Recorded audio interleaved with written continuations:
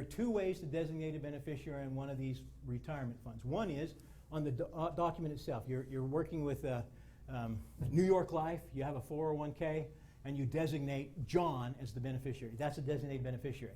The other one is to designate that person in a trust. But the trust has to be a special kind of trust. It's called a see-through or pass-through trust. It has to have 5 elements to it in order for it to qualify.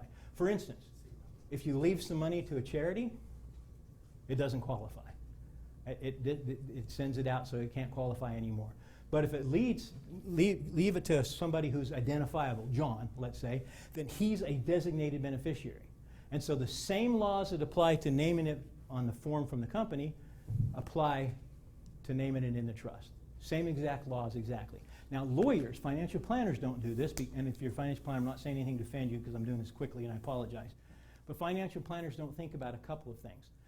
Lawyers are worried about your person, your heir, your beneficiary, having a disability. And if they have a disability, you want to protect that heir, that beneficiary, so they're not taken off their disability. So you want the money to go into a trust so they're protected from that. And that's why Congress says if it's a designated beneficiary in a trust, they have the same rules that apply to them because they understand that there are people with disabilities out there. So whether it's done on the form with the company or it's done in a proper pass-through or see-through trust, the law applies equally to both of them. On that area, I know it inside and out. There are other tax areas. I got a CPA that I would kill for. He does all that kind of stuff for me. So I would say, no, I'm not a tax lawyer, but this area I know very well.